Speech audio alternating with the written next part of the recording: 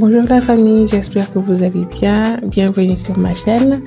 Donc aujourd'hui, on va préparer du foufou de riz avec sauce gombo.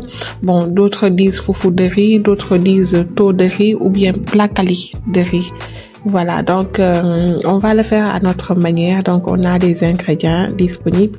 Vous avez du calamar, vous avez des huîtres, des crabes déjà donc lavés, de la viande, du poisson, des pinces de crabe. On a des fruits de mer en quelque sorte, donc de la crevette séchée, de la crevette fraîche. Donc mettez-y les ingrédients que vous voulez. Voilà, donc en gros c'est ce qu'on va utiliser pour notre sauce.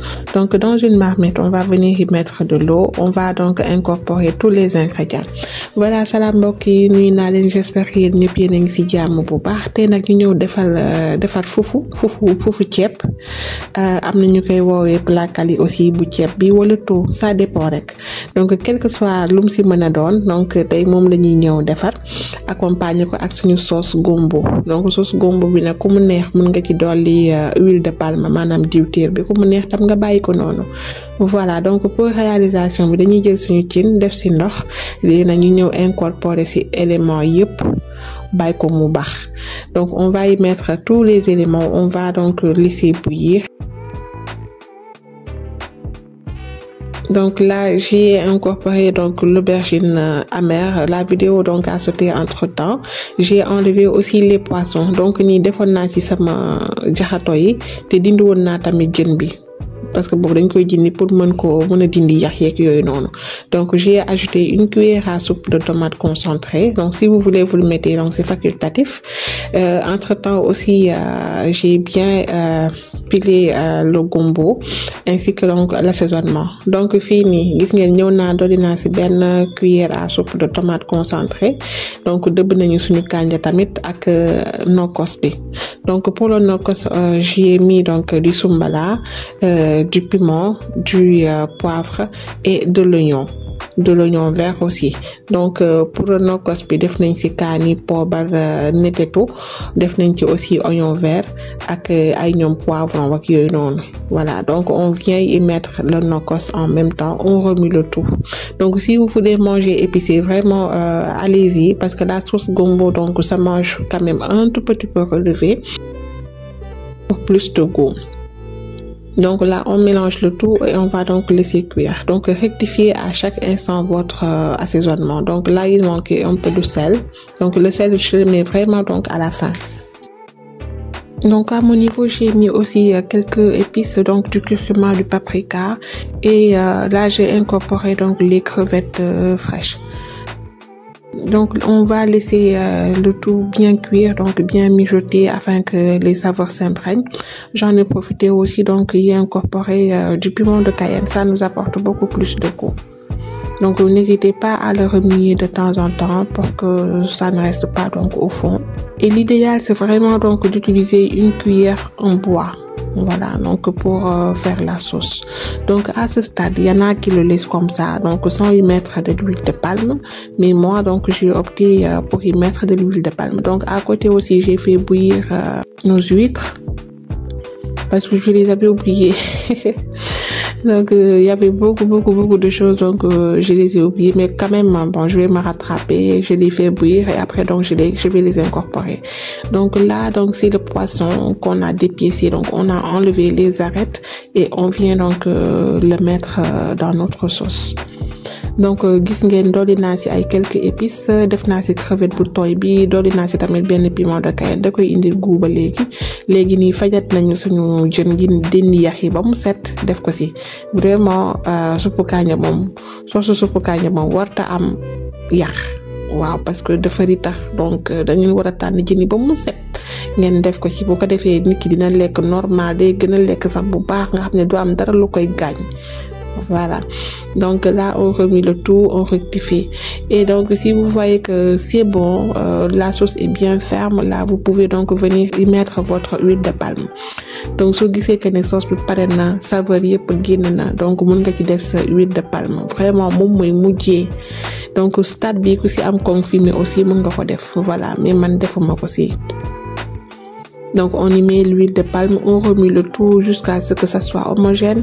On laisse mijoter un tout petit peu avant donc de fermer le gaz. Donc, pendant ce temps, donc, on avait laissé notre riz dans de l'eau. Donc moi, ça, je l'ai fait par contre la veille. Donc c'est la veille que j'ai laissé le riz dans l'eau. Voilà, donc pour que ça soit donc beaucoup plus facile quand on va le mixer. Donc il faut qu'on ait quelque chose d'homogène. Bon, vous pouvez donc utiliser la farine de riz si vous voulez, mais il y a aussi donc cette étape pour faire donc soit le foufou de riz. On met donc dans le mixeur un peu d'eau avant donc de venir y mettre le riz. On mixe le tout. Il faut que ce soit quelque chose donc d'homogène, de bien léger. Donc moi j'ai incorporé le riz au fur et à mesure jusqu'à ce que donc tout soit fini.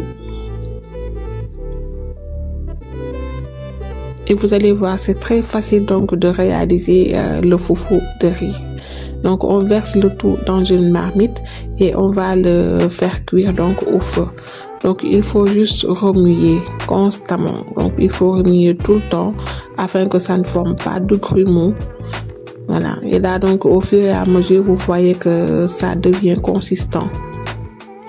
Donc ça nécessite quand même un peu de force parce que là ça devient de plus en plus compact.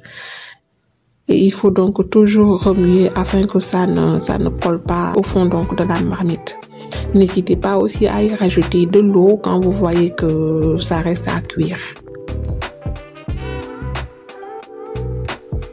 Donc c'est quelque chose qui sort de l'ordinaire. Donc cette sauce, soit on peut l'accompagner avec du riz normal, donc du riz blanc, ça fait le soupe kanja, ou bien donc vous le faites comme ça, donc avec la pâte de riz, donc qui va vous faire office de foufou ou bien de taux. Il y en a même qui l'appellent le plat kali, donc ça dépend. Donc il y en a aussi qui utilisent la farine de blé ou bien la farine de maïs, donc pour faire cette même étape.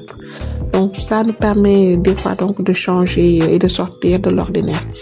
Gis ngeen ko noonu foofu bi niñ koy defaree yomb na yow daal xoojal sa ceeb, man la veille laa ko xooj ci guddi gi boo ko xoojee soo paree yow da ngay ñëw rek nga mixé ko ba nga am loo xamante ne ni lu homogène la maanaam lépp mokk ba mu nekk liquide yow da ngay ñëw def ko ci sa cin rek di yëngal bàyyi ko ba nga xamante ne affaire yi commencé na formé wu nga def ci tuuti ndox bàyyi ko mu ñor donc di nga war a am benn pat boo xam ne dafa compact dafa dëgër donc ce qui fait que moom moo lay permettre à ce que nga mën a former sa ay boules. Donc là, pour former les boules, j'ai utilisé du papier film. Vous prenez donc un peu de la pâte, vous le mettez donc sur le papier film et donc vous l'enroulez. Donc là, ça va nous permettre d'avoir de jolies boules. Et là, donc, on va dresser. Vous prenez votre assiette, vous mettez donc une boule de votre foufou et puis donc la sauce et les éléments. Donc, mi ngi noonu ñu ñëw dresser. Bu ñu defaree suñu ay boule ba pare dañuy ñëw jël suñu benn bool def ci benn boule ñëw nag ci sauce bi ak éléments yu ñu bëgg. Donc mu nekk lu yomb loo xam ne vraiment xale yi bëgg nañ ko te neex na aussi te c'est digestif diisul yenn diis yi dañ koy lekk vite fait mu rees voilà. Donc mu nekk plat boo xamante ne nii franchement yomb na ñëpp mën nañ ko réaliser ñëpp mën nañ ko defaraat. Donc là on arrive donc à la partie que je préfère, c'est la dégustation. Donc ñu ñëw rek ma ñamal leen wax leen ba xam ndax nu mel ndax saf na xorom ndax saf na ndax affaire yi neex na et vraiment c'était très très bon neexoon na trop voilà avec les fruits de mer yëpp ci biir avec la viande qui était bien cuite voilà donc on s'est vraiment régalé donc c'est un plat qui est convivial voilà. Donc mi ngi noonu seen plat bi mi ngi noonu pare na voilà donc ñamal naa leen affaire yi lépp RAS na lépp neex na yëpp yem na voilà mu nekk plat boo xam ne ñëpp bëgg nañ ko te aussi yomb naa defar donc des fois il faut ngeen changer xaw a génn feneen xaw a changer suñu alimentation dëgg la ceeb la mais façon biñ ko defaree donc oyof na tamit diisul yenn diis yi. Voilà donc c'était un plaisir vraiment de vous présenter ce plat j'espère que recette bi neex na leen j'espère que aussi di ngeen ko reproduire ñi nga xam ne ñi ngi soog a gis sama chaîne ma leen di ñaan ngeen abonné et on se retrouve bientôt pour une nouvelle vidéo bisous.